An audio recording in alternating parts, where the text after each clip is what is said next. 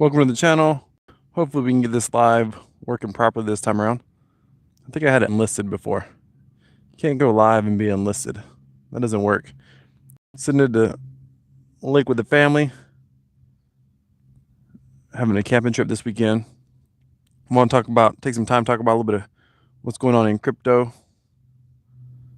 Once you come in, do me a favor. Smash that like button, say hello so I know you're here. Just want to see that we have some people coming on. Mtron's in the house. What's up, Mtron? How's it going?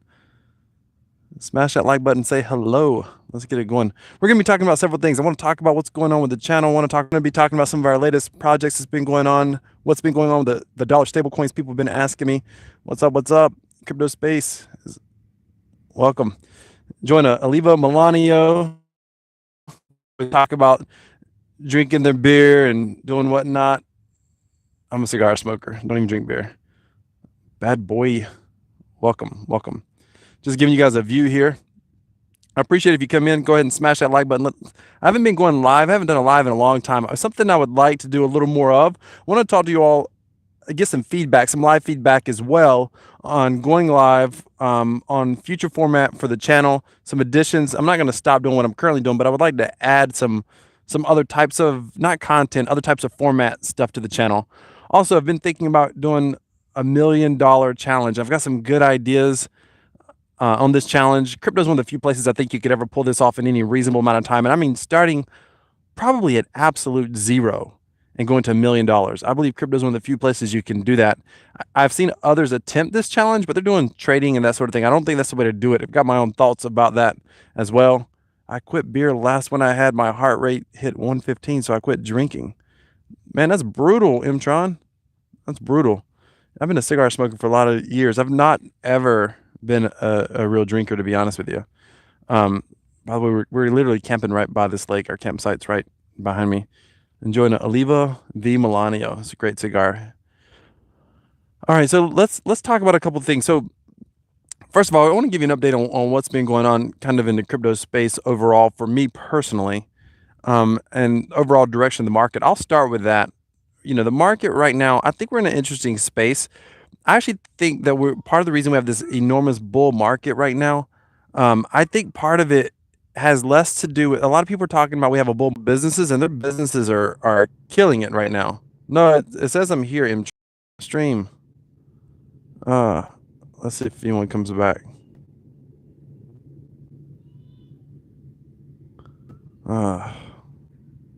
No.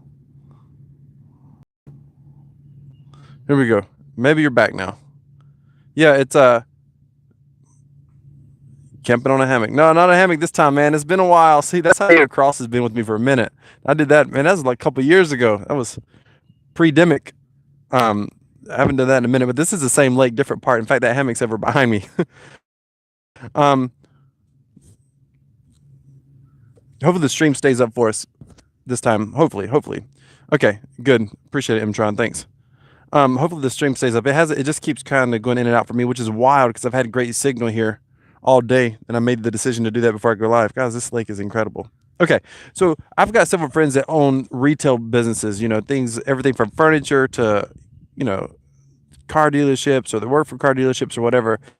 Believe it or not, it's kind of crazy to me that those businesses are doing really, really well right now.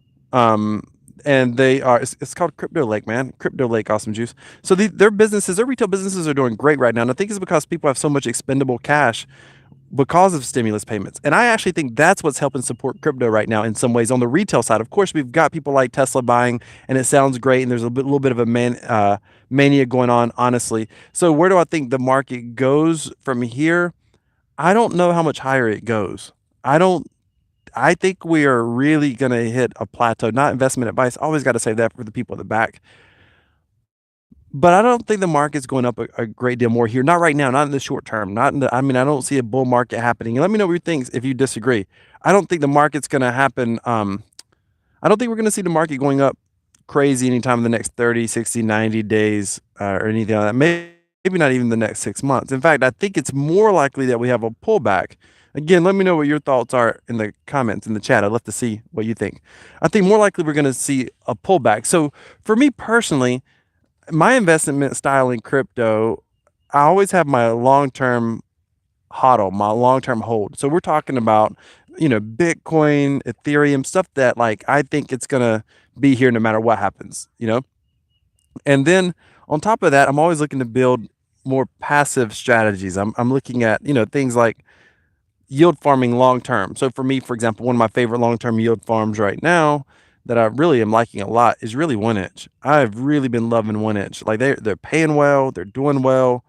Um, impermanent loss is relatively low. The price is stable of the 1 inch token. It's farming well. I mean, I think that thing's doing over 200% a year. That's kind of a good medium hold for me for now. So I'm kind of building that up a little bit as well. If you've been on my channel, I covered a platform, DeFi X. I'm still, I'm still watching that platform. I'm still nervous because it's so new. But something where I'm earning interest on my stable coins. I do have another couple of accounts where I'm earning 5 to 6% on Bitcoin, and I'm holding there as well.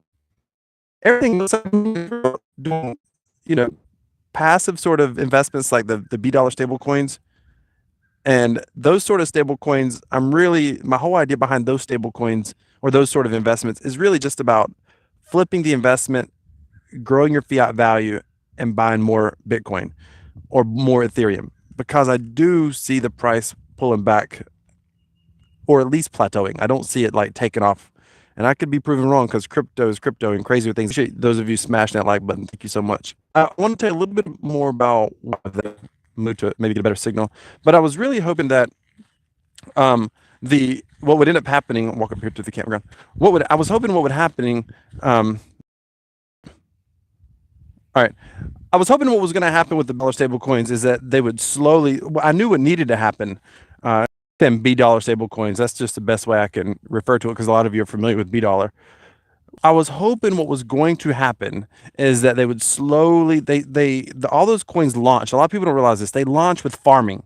Farming was a big deal. Farming created demand for the stable coin. A tremendous amount of farming was happening, and people were buying up the stable coin. That's why they were over $1. People were buying the stable coin and trying to farm with it. I say stable, that was the intent of it, right? Kind of an algorithmic stable coin. So the challenge is when farming demand started to drop, price started to drop. And what they they really did a horrible proposal forward. They saw they needed to get the price up. They put this radical proposal forward, and nothing proposed itself was that bad. There was like, it's supposed to be a governance token if you own shares, right? So you had to vote. Well, typically the way to do a proposal on a governance token is you propose one thing. Hey, we're going to change your rate to this or this. What do you think? And you vote yes or no. We're going to adjust how we do bonds. What do you think? And you vote yes or no. We're going to change the epoch time. What do you think? And I'm just giving examples. Yes or no. What they did was they put one proposal together, and the proposal was like 4 or 5 changes. Do you think we should make these changes or not? It was all or nothing. And I looked at that and thought, that's ridiculous. First of all, you don't even understand. The challenge with something like an algorithmic stablecoin is it can be a little bit like plugging the hole on a dam. You try to fix something one way, think the market's going to react one way, and then there's another hole that springs. There's another problem that happens. And when that happens, when that sort of thing happens, it's quick. And and when you try to change 4 or 5 or 6 things at one time, it's difficult to understand which one of the changes were most effective. And I think they were in a hurry, and to their credit, they were trying to make improvements quickly so the market wouldn't, freak out supposedly, but the exact opposite happened. Everybody freaked out, I think, because their desperation was so obvious, and people just dumped. There was some whale that dumped a bunch, and you can't necessarily blame them. I mean, if you have a large amount of value in a project like that and you see it going down, then all of a sudden you get nervous and you don't want to keep your capital at risk. It's too easy to sell out. And so you can't necessarily blame them for doing that. I ended up I sold out a B dollar and I made a profit. I actually made profit on all the clones except 2. I sold out of B dollar. Well, 3, I guess. I had a little bit in Bolt dollar. I sold out of B dollar. I sold out of 100%. I sold out of everything but Bingo Cash, which I'll get to that in a minute. And what happened with BDO is I ended up buying bonds. Okay, too low peg at a 10%. They said it like it was real time. That is a problem. And there was one more thing that happened that freaked some people out. They basically said you were going to be able to do this and you can. So long story short, I'm stuck holding about $1,500 worth of bonds. At least that's what they were valued at if B dollar was a dollar. And it was like, wow, okay. So I'm essentially fully stuck with these $1,500 worth of bonds, which are going to be useless if something doesn't turn around. So now the devs have come back and apologized for making too many changes too quick. And it's like so frustrating because I said that in Telegram. You know, how would you know? Who are you?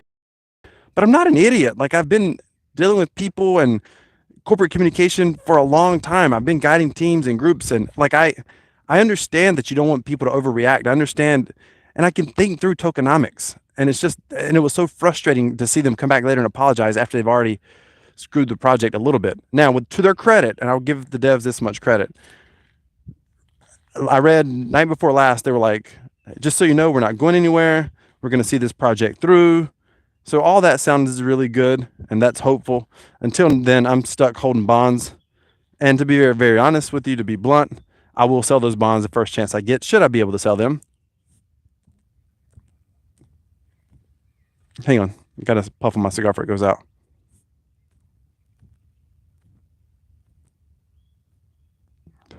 So I will sell those bonds once I get a chance, and I will continue to watch the project. I love the idea of creating an algorithmic stablecoin.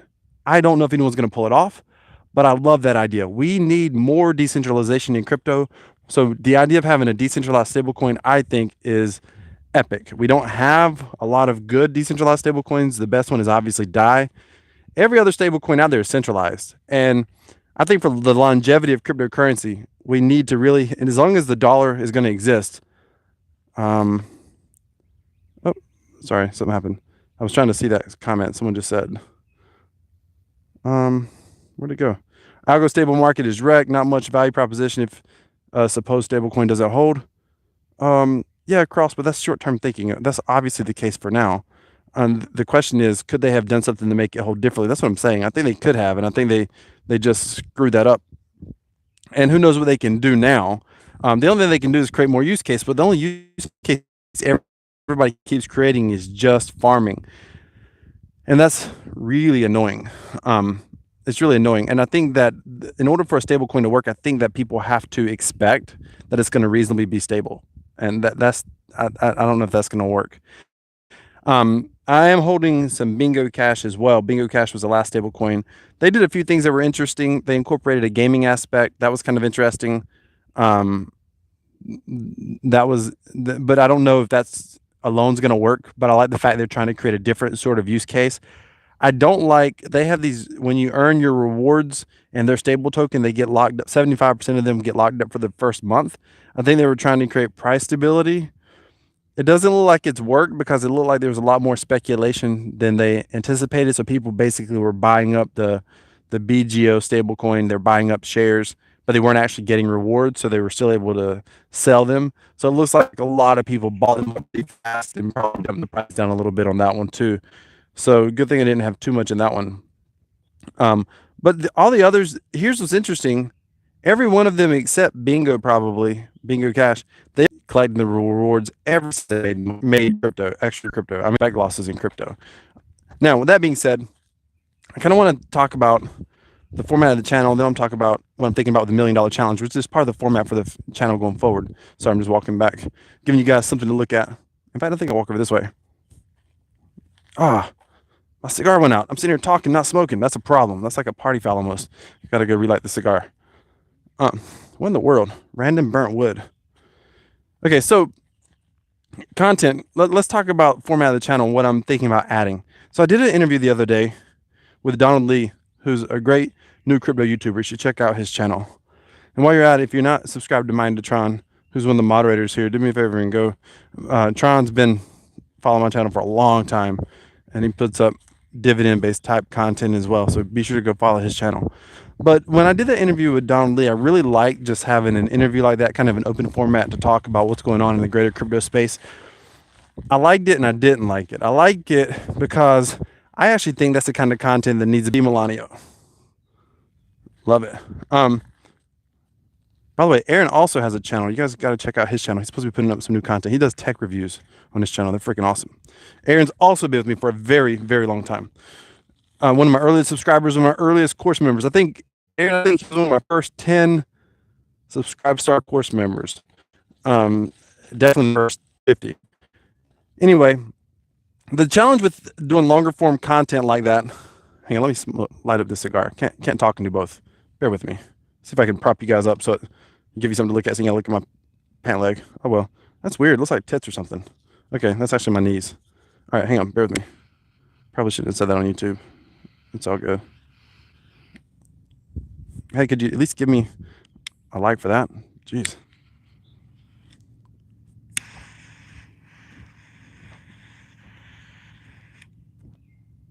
All right. I think I got one like for that one. Good job. Got to relight. So let's talk about the long format stuff. So I like it. I like the discussion that we had. We had some deep discussion. And I think that's the kind of stuff that people need to really understand about crypto. If they're going to be here long term, that's the kind of stuff that people need to understand. It's not just about gains. You know, one of the things that I hate about people who ask me about crypto right now, they're all, you know, it's just like, is it going to go up? Is it going to go up? Without really understanding even the basics of the technology, why it's going to go up, why it could go up, what's the future of crypto mean? And that's, I feel like on my channel, I want to mix in some of that. It doesn't do great for the YouTube algorithm because people don't really give two shits about it unless you can tell them how to make money overnight. And so it doesn't make the best topics, the best headlines. But I think I would like to do a longer format, maybe interview some people, interview some other crypto YouTubers that actually have substance. One of the things I liked about Donald is he had substance, like he understood what he was talking about. And I really appreciate that. And so maybe doing some more of that sort of content. I don't know. I'd love to get you all's feedback if you liked it, if you saw that interview. And to be honest with you, if enough of you like it, then I may do it regardless of the algorithm or anything. The other thing so that's one thing I'm talking about, doing maybe some longer form interviews. I have considered, someone asked this and I thought it was funny because I've thought about it. I've thought about doing like a weekly podcast style. And when I say podcast, I mean, it could be, you could consider it a podcast, but instead of just interviewing random people, just having a topic each week and, you know, just discussing it, talking about it. And maybe we'll do some lighthearted topics and maybe we'll do kind of some heavy, weighty topics, crypto related, you know, fundamental type stuff as well. Again, let me know your thoughts on that. And I'd also like to do some more interviews. You know, I've been making kind of a sort of a dream list of people I'd like to interview or talk to on the channel, similar to what I did with Donald, outside of like project creators. I'm always willing to talk to project creators, particularly if they're doing something unique. I'm not trying to pull a project creator on the channel that's just strictly making a clone for a quick, you know, pump and dump turnaround. That's not my thing. I might invest in something like that from time to time, but I'm not trying to interview somebody who's just trying to get attention to absolute garbage on their channel. That's not, trying to use my channel and my audience and our views just to get attention to their garbage, project. That's not what I want to. That's not what I want on the channel. So I'm thinking of the podcast style. Thinking of that. I'm thinking of. Hey, I appreciate those of you that are smashing that like button. Thank you so much. I'm thinking of maybe an interview. Maybe doing a weekly podcast. Maybe doing a weekly live. I've also thought about once, twice, 3 times a week, just coming on live and doing like crypto news. I don't know. Let me know what you think. Would you like to see more interviews?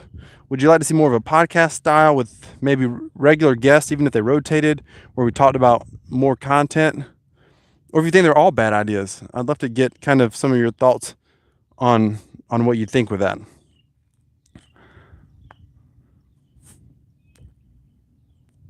Gotta enjoy the cigar. By the way, this is an excellent cigar. Reasonably priced, probably, I think they're $10 or $12 MSRP, depending on where you're at, how much you pay in tobacco taxes. Medium cigar, medium full, excellent cigar though. Okay, so I want to talk about and I can wrap up with this $1 million challenge. What am I thinking about? So I threw something up, and this is 100%. This is for a couple of things. First of all, it serves a few purposes, so you can understand my motivation. Nobody in crypto has done it. Very few people have ever done it. Very few people have ever documented it. And it goes to the root. I was actually thinking about this last night around the campfire. It really goes to the root of who I am in life. Like, I like crypto. I like the market. I like the idea of the freedom and the independence of it. But I fundamentally believe that anybody can make it. If you live in a society that gives you some amount of free choice, then I believe that you can scrap your way to the top. I believe you can work hard. You can pursue whatever your chosen profession is. Listen, I started out without a whole lot in life, and I'm not about to sit here and flex like I'm, mega wealthy or something. But I live a pretty okay life. Like, I have a lot of freedom in life, and it's, again, it ain't like I'm about to flash out my Ty Lopez Lambo or nothing. That's not what I'm talking about. But I feel very fortunate from where I've started to what I've been able to grow in life. And part of it is really just a lot of focus, a lot of perseverance and determination, and just not settling, fundamentally just not settling. And I think that crypto in the financial space, there's so much opportunity to be able to grow and build out a portfolio here. There's so much, and I believe, I honestly think good money management, investing in crypto, not financial advice, but I think you're almost practically guaranteed to become a millionaire within a certain amount of time, just because the market's going to go up. If you're getting in and understand that, but you're willing to ride out those trends, I think we're still so early that good money management alone will take you to millionaire plus status.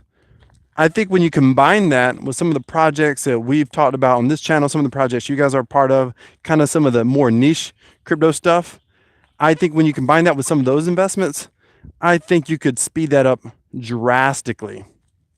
Still focusing on money management, for example. So here's what I'm thinking about. I'm thinking about how to do this. Now, I know I got a video I've been thinking about for a long time. I know for a fact that with $0, there's a couple of different ways you could come up with. You could make $100. You could get $100 worth of crypto. If you had absolute $0, as long as you had an internet connection and a computer, you could get $100 worth of crypto. Less than 30 days, maybe within a week. Heck, you could go to crypto to $1 million. And then what do you do with the $1 million? See, that's a whole another thing. What do you do with the $1 million once you get there? Because in that case, I probably wouldn't keep it at all, actually. I'd probably donate it or give it away. And then it's trying to figure out who you're going to donate and give it away to. I mean, let the subscribers figure that out. So I think that the idea is I think you could start at $0, get to $100, then run it up from $100 to $1,000. And that's not going to be that difficult, I don't think. The question is, once you get to $1,000, now it starts to get interesting. Then you go from 1,000 to 10,000, 10,000 to 100, 100 to a million. And one of my subscribers said, you should focus, instead of going straight to $1 million and trying to track that journey. And he was writing this. He said, look, that can be longer than most people's attention span. And I think he was exactly right, or she was exactly right on that. So he said, what if you just offer to double it or triple it, and whether, no matter what you started with, and then kind of document that process. And so here's what I'm thinking about, and I'd love to get some of your feedback in the comments. I'm thinking about taking it and, sorry, got a cigar here I'm trying to pay attention to. I'm thinking about taking my channel, or taking these videos, and maybe do like 0 to 100 and document that. And maybe create a playlist, but the next part of the playlist might be going from $100 to $1,000 worth of crypto and document that.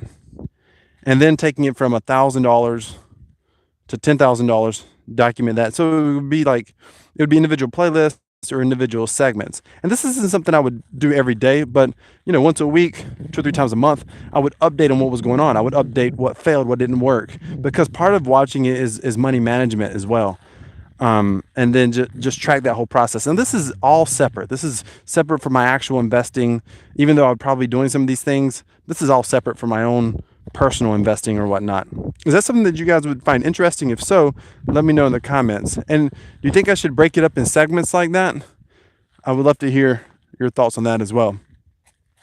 What I would plan to do, I would donate. Like if I got to $1 million in crypto, I would just donate it. Like I don't, I've got my own investments. I don't need that. B, it's just good content. And C, let's help somebody out and create awareness. What if we actually got some real mainstream coverage for not only completing that challenge, but then being able to donate it? Like what a great positive way to bring something to crypto, which I think doesn't always get the best coverage in the mainstream media. And the coverage it gets is always around price. And so that's, I don't know, good idea, bad idea. Someone tell me something. Let me know. You like it? Do you hate it?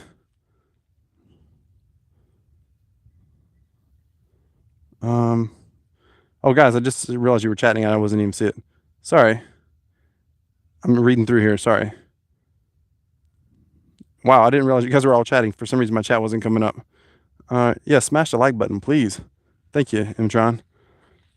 Is 1inch still doing good? Yeah, 1inch. Let me go through these questions. Sorry. 1inch is doing good. 1inch. The price of the token is still good. You're no longer getting about 1,000% APY. It's 200 and something right now, and but that's how farming works.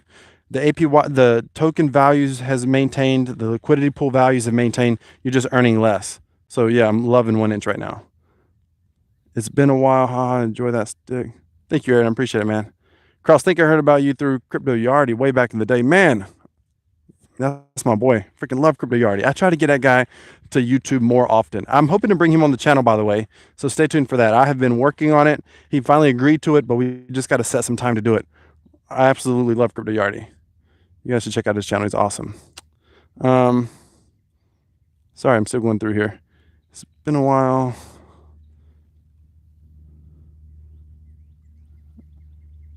Interview the crypto millionaire T. James. Oh. I'm sitting here like, who's T. James? I don't know, man. I'm trying not to get my channel banned.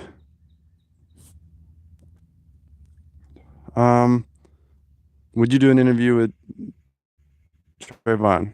I would interview Trayvon 100%.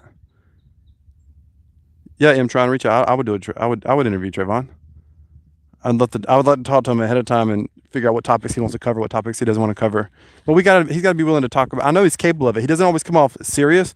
I want to have some serious conversation too, though, about crypto, because I know even though he's in it for the gains, I know he has some fundamental beliefs about crypto.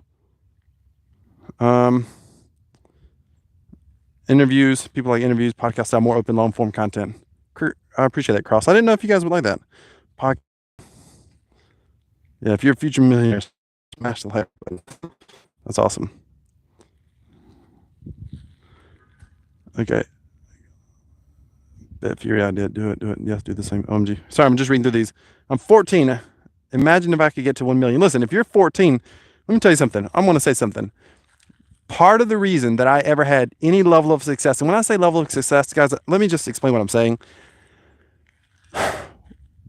If I looked at my 14-year-old self or my 16-year-old self or my 18-year-old self, I would have thought I was rich now. That's the truth, looking back then. As an adult, having a little bit more perspective, it's like, okay, I'm above average. That's cool. But let me tell you something. One of the reasons that I had any level of success is because I was just stupid enough at 15, 16, 17 years old to think that it could happen. And I oftentimes say that if I understood what I would have learned along the way, there are times that I think I would have been too fearful to take a step forward. Because listen, in order to grow, in order to become something in life, you've got to learn some lessons. And in order to learn those lessons, it means you've got to go through experiences that aren't always pleasurable. It's not a bad thing. It's part of growth. It's part of maturity. And if you're 14 and you're trying to figure out how to be a millionaire, then figure out how to provide value to people. Put people first, put customers first, put clients first, put relationships first. With good money management and a little bit of deciding to be, go in business for yourself, invest in real estate. But at the same time, keep people first. If you keep people first, everything else kind of takes care of itself. Sorry, I didn't mean to go on that rant, guys. Sorry about that. I'm going back through comments. All right, I think I'm almost very good idea. I like that idea. Is shopping still a buy? I don't know what you mean by that. How do you feel about Hex? How do I feel about Hex? I have no problems with Hex. I think Hex gets. I think he gets a little bit of a raw deal when people complain about it. What you'll find out about me is I'm kind of I take a bit of an objective view about a lot of things. I don't have a problem with Hex at all for an individual. Like if you want to go invest in Hex, I don't, when you ask me what I think about it, I don't know if you're trying to ask me to speculate on price or what I think about the future of Hex or what. But if you are, I'm not one of those guys that think Richard Hart is just scamming people. I just don't. I mean, the guy's fully transparent. Listen, if you're transparent and people are still willing to participate, then that's not a scam. I saw Instagram post the other day where a guy was like outing all these preachers and stuff because they were like taking people's money and the tithe and stuff, and they're buying, these mansions and all this stuff. Listen, if the congregation knows that these people are buying mansions with their donations, then I don't have to like it. I'm not giving to them. But who am I going to tell these people not to donate to somebody that they want to donate to? I mean, or tithe to who? I mean, that's if people know what they're doing with their decisions, that's their money. And I'm not faulting someone. I don't think you should come on YouTube and beg money and try to get a gazillion dollars. But if someone's willing to do it and people are willing to pay them money, so be it. So Hex, I mean, the guy's open about what's going on. It's not hard to figure it out. People want to give to it. I mean, give Richard an A for effort on innovation, and so be it. What's your thoughts on B&B steak? You know what I know about B&B steak? Isn't that like a bit of a Ponzi? So that's not my thing. You should do this more often. Go live, Juice. I think you're 100% correct on but for myself at 14, I'm making about $20 per day, and that's a heck of a lot more than my friends and others in my school. Absolutely.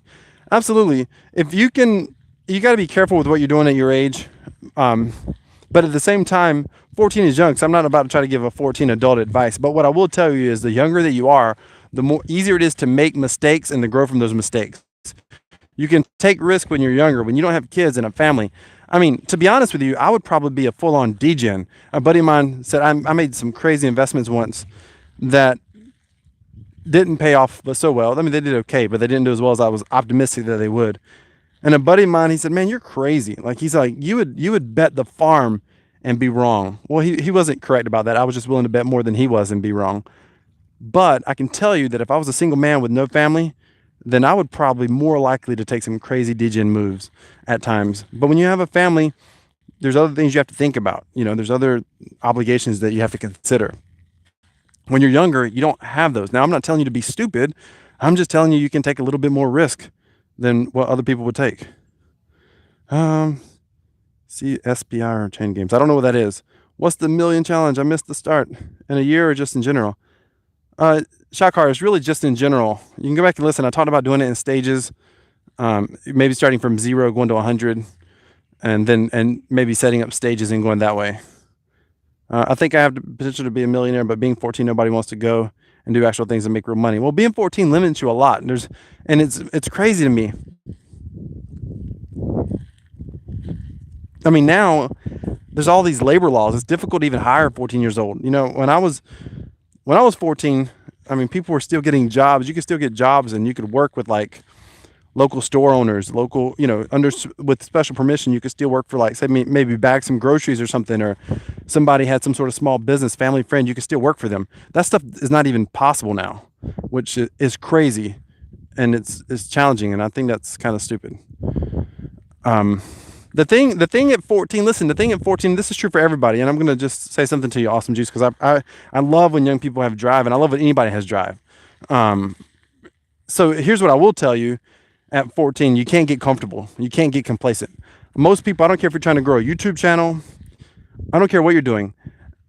Most people screw up because at some point they get comfortable. They don't have a vision to take them further than their bank account.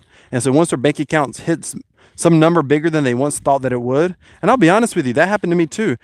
In business, we're getting off topic of crypto, so hopefully you guys will hang for just a minute. But I wanted to share this with my man here, Awesome Juice. So I think is that what it says, Awesome Juice? Yeah, Awesome Juice. So the thing for me, it was hitting a 6-figure income for the very first time. When I was probably 18, 19 years old, I was in college. I didn't have a car. I rented my car.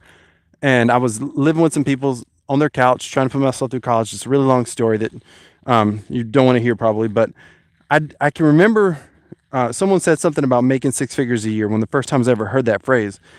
And at the time, I didn't know anyone making six figures a year personally. Nobody. That sounded like an ungodly amount of money, like ungodly amount of money at the time. And I didn't grow up with a lot, and I didn't know anyone that made 100 grand a year. I didn't know very many people that probably made 50 grand a year personally. And so I was in my early 20s the first time that I broke, well, probably mid 20s, I guess, the first time I broke 100 grand a year in my own business. And I honestly didn't intentionally. The problem with complacency is you don't always recognize it, you don't always know it, you don't always expect it. You think that you're not going to get it complacent, but your actions speak louder than your words. And I got complacent for a couple of years, very complacent. And so for anyone trying to grow your net worth, you're trying to grow your income, you're trying to reach goals, it can't be just about the dollar amount. It can't be just about, unfortunately, that's what everybody focuses on. That's why I'm talking about doing $1 million challenge, because I know everybody's going to focus on that. And that's what the masses want to hear. But you want to be better than the masses. And it's not because you're in a competition. It's because 98% of people tend to be dead or dead broke by the age of 65. You want to rise up above that, then you got to do just a little bit opposite from what the masses do. Sorry, guys, I'm preaching here. I don't mean to do that. But awesome juice. I love your drive. I love your ambition. Keep going. Don't worry about what naysayers say. Don't let the naysayers stop you. Don't worry about, you can't be insecure. You just got to be confident where you're going and go for it. And then, have you ever participated in pancakes, IFOs? I have not personally. I've watched them, but I have not really participated in any of them. What I found out that hires for sorry, awesome juice. I'm sorry. I thought you wanted to be a millionaire. You just said you're not working at McDonald's because you think you're too good to work at McDonald's. Young man, you're going to have to do some crap that are way beneath you before you can ever do something above that. That was incredible. Tron was chasing girls, not cash. That's correct.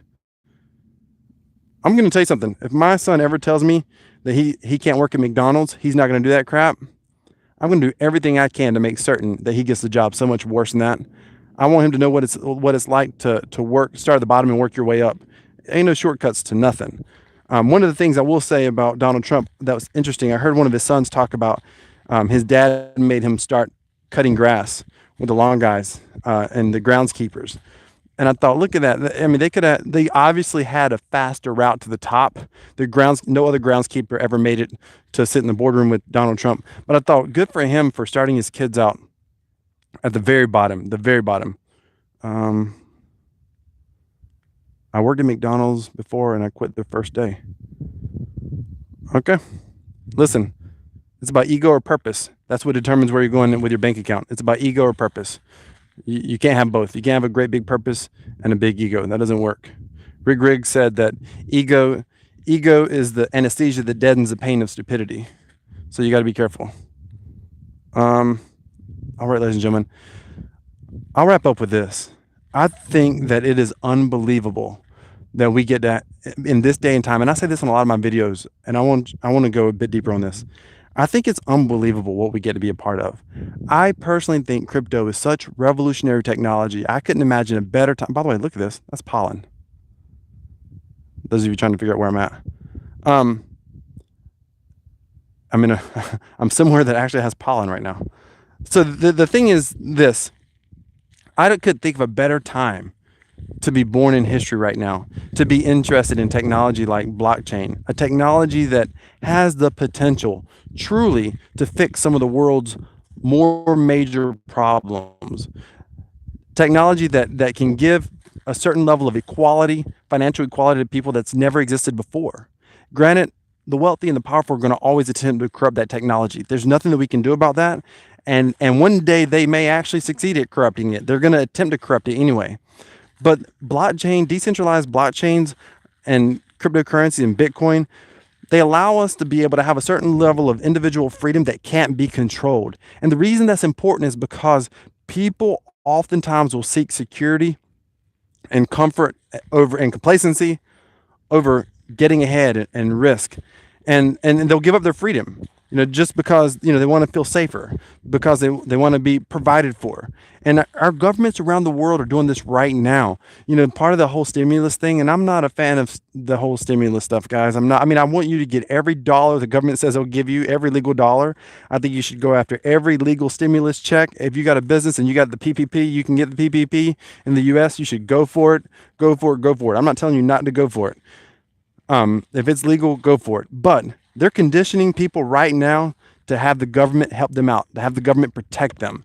They're conditioning people not to worry about having their own savings. They're conditioning people that if you needed something, someone's going to be there to help you out, and that's a problem, because ultimately that leads to socialism, and that's what the masses ultimately, left alone long enough, will head towards that sort of a society. And there's nothing wrong with certain social programs, but when socialism is so defiant that it dictates or lessens your ability to rise up and to rise above in a free market society, because free market capitalism tends to be dead, and the individual to have freedom, financial freedom, doesn't exist in the same way. Ladies and gentlemen, cryptocurrency allows that sort of individual freedom where you can rise up and be more.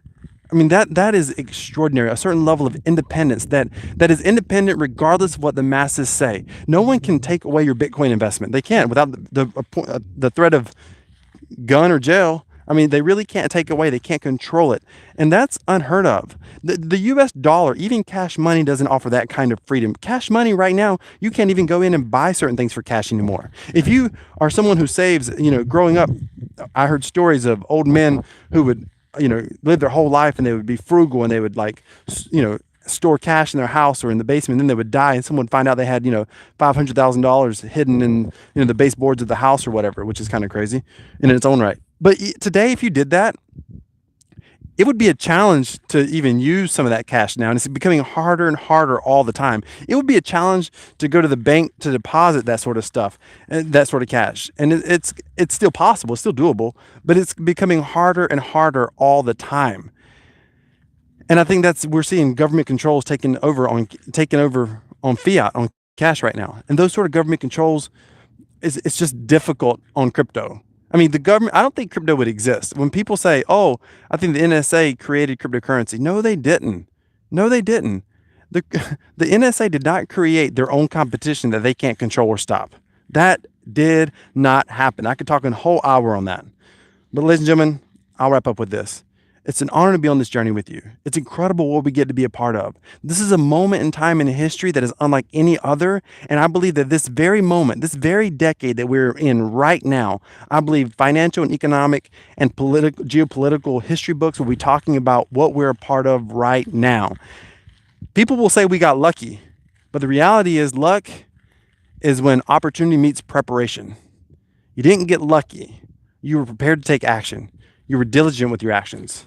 Congratulations. Thank you for being here. Smash that subscribe button. Let's do this again soon. Thank you.